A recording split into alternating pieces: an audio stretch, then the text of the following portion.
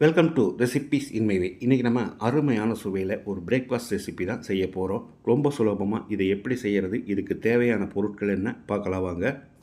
பேனில் 1/2 கப் அளவுக்கு பாசிப்பருப்பை போட்டு கருகாத அளவுக்கு வறுத்துக்கலாம். இது 100 கிராம் அளவு. அளவான தீயிலேயே இதை வறுக்கணும். லேசாக வாசனை வர அளவுக்கு வறுபட்ட பிறகு எடுத்துடலாம். இதை ஒரு பிளேட்டில் கொட்டி ஆற வச்சிடலாம். 200 கிராம் அளவுக்கு 2 தக்காளியை அரைச்செடுத்து வச்சுருக்கேன். குக்கரில் 2 டேபிள் ஸ்பூன் எண்ணெய் ஊற்றிக்கலாம். இதில் நம்ம அரைச்ச தக்காளியை ஊற்றிடலாம். தக்காளியோட பச்சை வாசனை போகிற அளவுக்கு ஒரு 2-3 நிமிஷம் நல்லா கலந்து விடணும். அரைச்ச தக்காளி விழுதி இந்த மாதிரி சுருளை வதங்கின பிறகு இதில் நறுக்கின ஒரு தக்காளியையும் போட்டு பிரட்டி விட்டுடலாம். இதில் நான் கலருக்காக 1 டீஸ்பூன் அளவுக்கு காஷ்மீரி மிளகாய் தூள் சேர்க்கிறேன். இது ஆப்ஷனல் தான். ஒரு 30 செகண்ட் இதை வதக்கி விட்டுடலாம். ரேஷன் கடையில் வாங்கின 1 கப் அளவு பச்சரிசியையும் நம்ம வறுத்து வச்சுருந்த பாசிப்பருப்பையும் நல்லா அலசிட்டு எடுத்து வச்சுருக்கேன். இதை போட்டுடலாம்.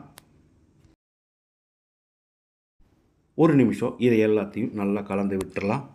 இப்போ உங்களுக்கு தெரிஞ்சிருக்கும் இது தக்காளி பொங்கல்னு. இப்போ இதுக்கு தேவையான அளவு தண்ணி ஊற்றிக்கலாம். நான் 3.5 கப் அளவுக்கு தண்ணி சேர்க்கிறேன். கொஞ்சம் குறைவாக வேணும்னு நினச்சிங்கன்னா இன்னொரு 1/2 கப் சேர்த்துக்கோங்க.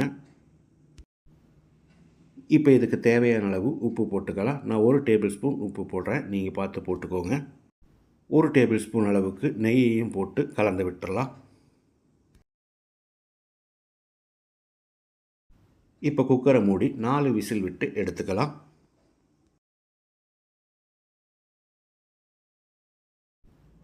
4 விசில் ப்ரெஷர் அடங்கிடுச்சு. இப்போ திறந்துடலாம்.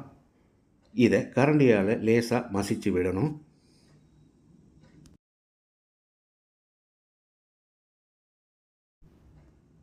இந்த அளவுக்கு மசிச்சு விட்ட பிறகு பேனில் 2 டேபிள் ஸ்பூன் நெய் சேர்த்துக்கலாம்.